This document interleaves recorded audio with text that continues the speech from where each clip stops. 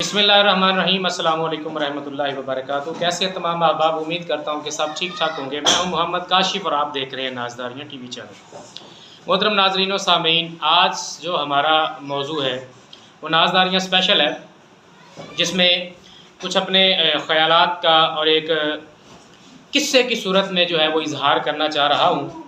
तो जैसा कि आप तमाम अहबाब वाकिफ़ हैं इस बात से कि कभी कभी एक बोला हुआ जुमला, एक बताया हुआ किस्सा बाज़ का किसी के लिए उसकी ज़िंदगी को बदलने के लिए काफ़ी होता है। आज बातों बातों में अपनी नाज़दारियों में आपके साथ जो किस्सा शेयर करने जा रहा हूँ वो एक बूढ़ी औरत का है। एक बूढ़ी औरत जो है वो एक मस्जिद के बाहर भीख मांगा करती है। लोग उसको भीख देते हैं। अब चंद दिन के अंदर एक शख्स ने उससे पूछा कि अम्मा जी, क्या आपका घर में कोई कमाने वाला नहीं है? उसने कहा जी, घर में कमाने वाला तो है। घर में कौन कौन है? उसने कहा जी, मेरे शौहर थे, उनका इंतकाल हो गया है, एक बेटा है, वही काम करता है। जी वो किधर काम करता है? जी वो बाहर किसी मुल्क में गया हुआ है, किसी दूसरे मुल्क में वहाँ गया हुआ है।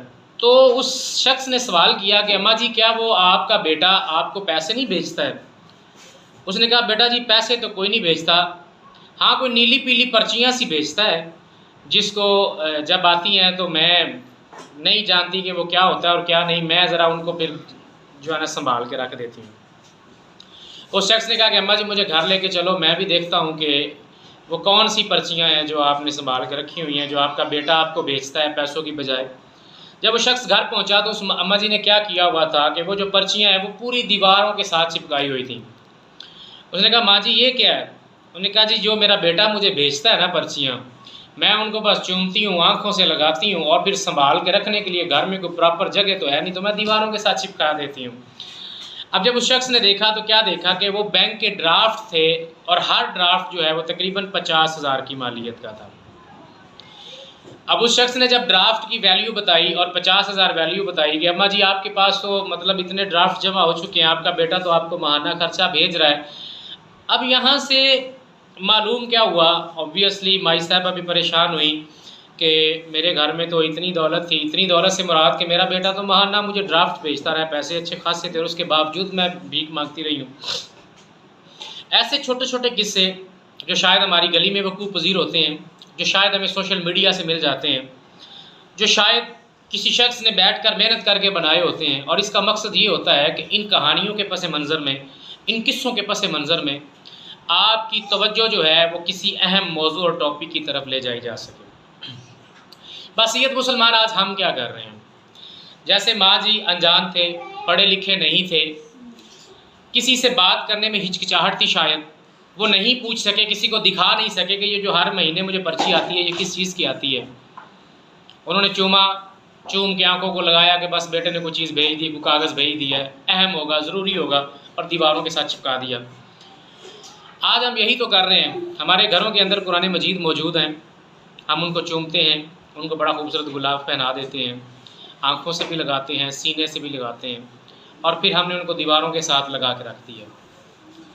क्या हमारी मिसाल भी उस माई साहबा जैसी नहीं है कि जो तालीम याफ्ता नहीं थी, लेकिन उसका नुकसान इसके बदले में ये हुआ कि माई साहिबा जो है वो दर बदर की ठोकरें खाती रही। एक फ़र्ज़ी किस्सा था ये, लेकिन यह मैं समझाने की बात ये कर रहा हूँ कि सेम काम तो हम भी कर रहे हैं कुरान मजीद के साथ। हमने कुरान को पढ़ा नहीं, पढ़ा तो समझा नहीं, समझा तो फिर जाना नहीं, जाना तो फिर फ़हम हासिल नहीं किया, बस उसको हमने खूबसूरत गुलाफ दे दिया, एक खूबसूरत रेल के अंदर रख के और एक दीवार के साथ लगा दिया। किसी की ज़ातियात पर तनकीद करना मेरा मकसद बिल्कुल भी नहीं है।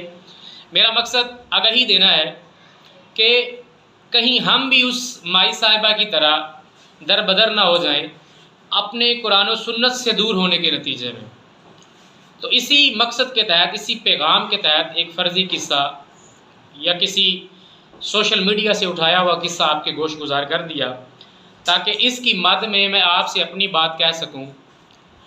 हमें भी चाहिए कि अगर हमारे घरों में दीवारों के साथ या बंद रेलों के अंदर या कहीं पेटियों के अंदर या कहीं कहीं पर भी हमने अगर कुरान पाक को बंद करके रखा हुआ है और हमारे घर में उसको पढ़ा नहीं जा रहा, तो खुदारा उसको खोला करें, रोज़ाना उसको टाइम दें, ना ज़्यादा पढ़ें, कम अज़ कम एक आया करीमा की तिलावत कर लें, ताकि कब्र के अंदर और हशर के अंदर हमारे लिए आसानियाँ पैदा हों।